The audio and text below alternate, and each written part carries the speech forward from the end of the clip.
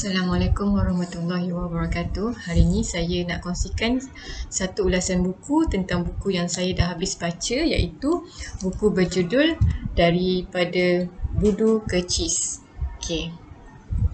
Buku ini ditulis oleh penulis bernama Zaidah Rahim dan diterbitkan oleh Grup Karang Craft. Buku ini diterbitkan pada tahun 2015 dan mengandungi sebanyak 176 muka surat. Buku ini penulis dah bahagikan kepada 3 bahagian, iaitu 3 kandungan. Yang pertamanya ialah travelogue. Ianya berkisahkan tentang kisah suka duka penulis daripada sekolah menengah hingga dari sekolah rendah, sekolah menengah, universiti dan dah ke alam pekerjaan. Yang keduanya ialah travelogue berkongsi ilmu. Di sini penulis ada sertakan kepada pembaca tips-tips yang menarik untuk kita praktiskan, tips-tips yang menarik untuk kita meningkatkan kemahiran dalam bahasa Inggeris. Dan seterusnya, bahagian yang ketiga ialah penulis ada masukkan petikan tulisan daripada blog beliau sendiri. Sebenarnya penulis ada membuat blog beliau sendiri dan beliau ada masukkanlah beberapa entry yang menarik dekat dalam buku ni. Sebenarnya apa yang membuatkan saya tertarik untuk baca buku ni ialah tajuk dia. Kalau kita tengok tajuk dia, Budu Cheese. Apa kaitan dua makanan ni dengan buku ni? Buku masak ke? Buku apa kan?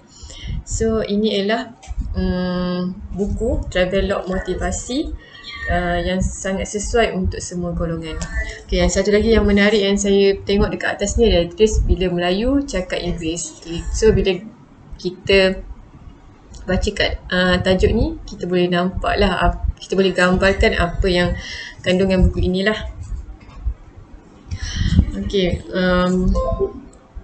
Buku motivasi travelogue ini berkisahkan tentang kisah penulis sendiri daripada dia sekolah rendah, yang mana dekat masa sekolah rendah pun dah takut dengan bahasa Inggeris, nak cakap bahasa Inggeris pun tak berani dan rasa lemah sangat dalam penguasaan bahasa Inggeris, sehingga kan nak naik kelas pun susah sebab bahasa Inggeris yang lemah. Dan seterusnya penulis menghadapi masalah ni sampai sekolah menengah dan akhirnya beliau berjaya melanjutkan pelajaran ke universiti tempatan lah. Tapi semasa untuk memilih kursus di universiti tempatan pun beliau ada dilema nak memilih antara 2 kursus yang ditawarkan. Sama ada kursus yang memerlukan beliau menguasai bahasa Inggeris sepenuhnya, ataupun kursus yang tidak memerlukan penguasaan bahasa Inggeris yang terlalu banyak lah. Jadi akhirnya penulis memilih kursus yang beliau rasakan tak memerlukan penguasaan bahasa Inggeris yang banyak. Tetapi akhirnya ada sesuatu yang menarik selepas membuat pilihan tersebut, sesuatu yang di luar jangkaan penulis lah.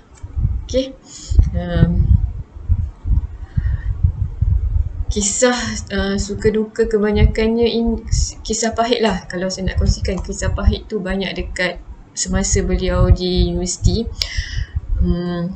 Ada beberapa kisah yang ada beberapa watak yang sangat memberi kesan lah kepada saya sendiri yang membaca tu. Tetapi bila baca buku ni, kita rasa semangat penulis tu luar biasa lah untuk menguasai kelemahan yang dia ada. So akhirnya penulis menjadi salah satu model kepada orang lain, menjadi aspirasi kepada orang lain. Dia berjaya untuk menjadi aspirasi kepada orang lain. Sepanjang baca buku travelogue ni, perasaan masa baca yang saya cakap tadi, ada beberapa watak yang watak tu taklah cerita dari mula sampai habis, tapi ada beberapa watak yang kita rasa kenapalah macam ni kan, kenapalah bersikap seperti itu. Okey. Tapi penulis berjaya juga mengatasi dan membuktikan yang dia boleh berjaya. Okey, gaya penulisan buku ini penulisan yang santai, yang bila baca awal-awal tu rasa macam kita kena habiskan ni, dengan sebab cerita travelog ni kalau kita baca memang kita akan rasa real, cerita yang real.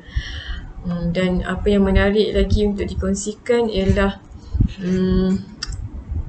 buku ini ada beberapa ilustrasi yang menarik. Sebab tu saya cakap buku ni pun sesuai untuk beberapa golongan dari kecil, dari sekolah rendah hingga ke universiti. Dan beberapa ilustrasi dan ada beberapa kata-kata yang menarik lah. Okay. Selain itu, macam saya cakap, ini ada saya tunjukkan sikit tentang travelog berkongsi ilmu, adalah tips-tips dan panduan untuk menguasai kemahiran bahasa Inggeris. Okay,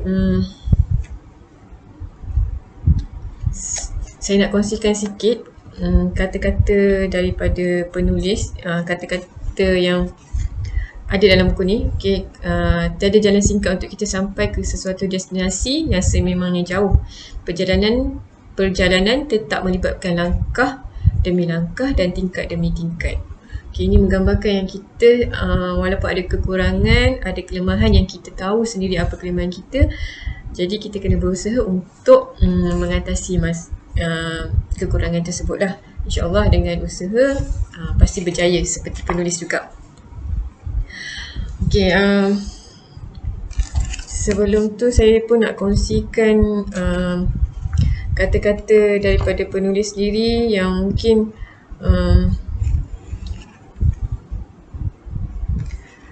memberi inspirasi kepada kita. Katanya tak mungkin travelog perjalanan ini dapat dilahirkan tanpa perjalanan perit dan getih yang kau takdirkan dulu. Inilah rahmat tersembunyi yang dicari-cari selama ini. Okey, bagaimana nak membaca buku ni? Macam mana nak dapatkan buku ni? Bagi pengguna perpustakaan UMP, boleh datang ke perpustakaan UMP untuk membuat pinjaman buku ni. Ataupun bagi pengguna di universiti lain yang ingin membuat pinjaman antara perpustakaan, boleh hubungi perpustakaan UMP untuk membuat pinjaman antara perpustakaan. Ataupun bagi yang ingin membaca buku ini sendiri, ingin memiliki buku ini sendiri, mungkin boleh dapatkan di kedai-kedai buku yang berhampiran, ataupun boleh pergi ke laman web penerbit sendiri untuk dapatkan naskah buku ini. Sebab saya tak pasti, sebab buku ni terbitkan pada tahun 2015 tapi masih relevan lagi dibaca pada tahun 2020.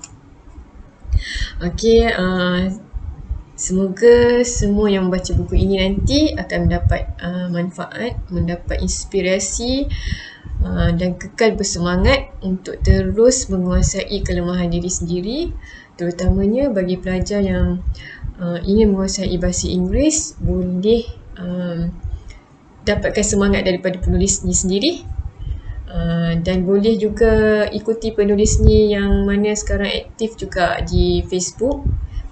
Boleh search Zaidah Rahim atau boleh baca blog beliau lah. Okey, sekian sahaja ulasan buku saya pada hari ini. Selamat membaca dan jangan lupa dapatkan buku ni di perpustakaan UMP. Terima kasih.